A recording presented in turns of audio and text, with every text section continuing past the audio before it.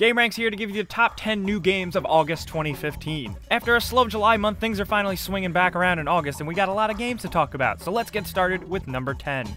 The first game on our list is Gears of War Ultimate Edition for Xbox One. This is the HD re-release of the original Gears of War that fans have been waiting for a pretty long time. Yes, of course, we're only getting the first game in the series, which is a little disappointing, because you know they're probably going to stretch this out and drag it on and keep on taking our money for years with these re-releases. But this one looks awesome with better graphics and multiplayer making a big comeback. This time around, things are up-resed, rebuilt, better textures, better lighting, and of course it runs at 1080p and 60 frames per second that all the kids love so much these days. And to no surprise, it looks awesome, and I can't wait to play it. At number 9, we have Until Dawn, the weird horror game releasing for PS4. This is a story-based adventure-style horror game that is very much inspired by classic slasher horror films like Scream and New Nightmare. The graphics look absolutely awesome, and although the style of horror might not be for everyone because it's probably going to be a little corny, it seems like it's got some great production values and it seems like an exciting adventure. Anyone in this game can die at any time thanks to a bad decision made by you, possibly including the characters that are portrayed by real actors such as Hayden Panettiere and that guy from Mr. Robot. This one's up in the air. It could be awesome or it could be awful, so I can't wait to see what it releases. At number 8, we have Disney Infinity 3.0 releasing for all the major consoles. Disney Infinity 3.0 I was lucky enough to play at E3 2015, and it feels like the first Disney Infinity game that I actually really want to play. But the gameplay left a little bit to be desired because it was simple and, you know, admittedly for kids. This time around, it actually feels like a real Star Wars game, and it's pretty awesome. Running around as Darth Vader, Luke Skywalker and Hoth, and killing a bunch of droids as Yoda on Geonosis actually felt really good. They added a lot of extra layers to the combat, so it's not just button mashing square or X all the time. This is of course the biggest Disney Infinity yet, and they are adding a ton of stuff to this game, including possibly in the near future some Star Wars Episode 7 stuff, so keep an eye out for that. At number 7, we have Submerged, an indie post-apocalyptic exploration game where you can't die. Yes, this is a little bit more of a relaxing experience, and you play as a female character who explores a sunken, abandoned city. You gotta climb and explore and jump and do all kinds of fun stuff, but you can't die. It's meant to be a little bit more of a relaxing and calm experience, like Shadow of Colossus or Journey, and it looks pretty awesome and very gorgeous with a pretty art style.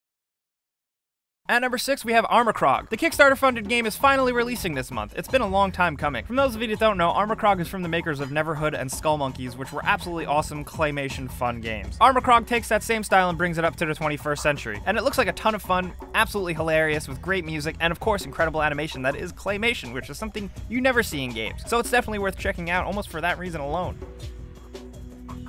At number 5, we have Rare Replay releasing for Xbox One. Rare has ambitiously collected all the games it's ever made in one package for Xbox One, and it looks so awesome. I'm so excited. There's just so much content and so many great games in this package that it's going to keep you busy for a really long time. There's tons of favorites new and old, ranging from Xbox 360 to Nintendo 64, all the way back to some classic systems like with Battletoads. You're going to be playing so many games here like Grabbed by the Ghoulies, Conker's Bad Fur Day, Banjo-Kazooie, Banjo-Tooie, the awesome Jet Force Gemini, Blast Corps, Killer Instinct, Perfect Dark, Viva Pinata, the list goes on, and like I said, this game is going to be a total value because it's like 30 bucks, and there's going to be so many games here that it'll last you for quite a long time. And it's a bit of a history lesson, too.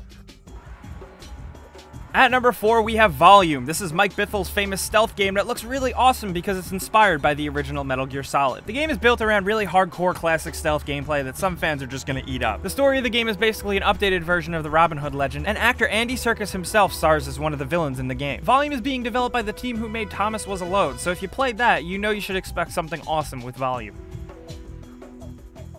At number 3, this month we have Dishonored Definitive Edition. Finally, another excuse to play such an awesome game. The Definitive Edition of Dishonored collects the awesome game, this time up-res and revamped for Xbox One and PS4. So if you played it on PC already, you probably know what to expect. This time around, console gamers can play it with updated graphics and frame rate. And the game is now collected with its add-on DLC that is definitely worth playing. The Knife of Dunwall was cool and definitely added some great stuff to the original game, and it's cool to see it packaged here in a Definitive Edition. If you've never played Dishonored, now is the time. You have no excuse. It's a great game with gameplay elements that'll satisfy almost anybody. Stealth, action, puzzles, exploration, you name it, Dishonored's got it.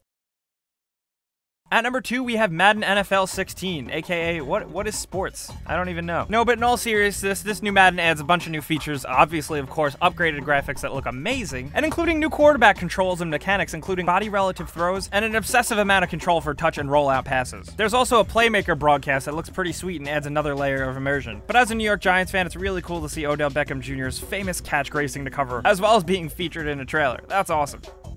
And at number 1, we have Everybody's Gone to the Rapture, the calm, story-based exploration game developed by the Chinese Room and Sony Santa Monica Studios, in which your hand is never held and you gotta figure out things for yourself, and it's a spiritual successor to Dear Esther. The game is set in a large, beautiful open world that is completely devoid of life because of the end of the world or something, and it's up to you to walk around and try and figure out and piece things together on your own. It looks gorgeous, it's got great production values, and the story seems really intriguing. And of course, anybody who's a graphics whore would probably love to pick up this game to show off how awesome their PS4 is, and I'll be right there with you. So those are the best games you'll be playing in August 2015. There's a bunch of games releasing this month, so we got some runner-ups. Zombie U, one of the definitive and more interesting Wii U release titles, is finally making its way over to PS4 and Xbox One. Ollie Ollie 2 is also getting a PC release, and Final Fantasy Type 0 HD is finally being released on PC. We also have a new Galax Z for PS4 and Shadowrun Hong Kong, but the coolest thing is that there will be a PS4 beta for Black Ops 3 this month. Yes, PlayStation 4 gamers are getting an exclusive beta for Black Ops 3 from August 9th to August 23rd. That's 5 days to check out Call of Duty Black Ops and just go for it. So guys, most importantly, let us know what you're looking forward to playing this month. Are there any games on this list that surprised you, that snuck up on you? Because there were certainly a few for me. But anyway, if you did learn a new game or two, maybe give us a like, because that really helps us out. And subscribing if you're new is the best thing you can do, because we do videos every single day. Thanks for watching, and we'll see you next time.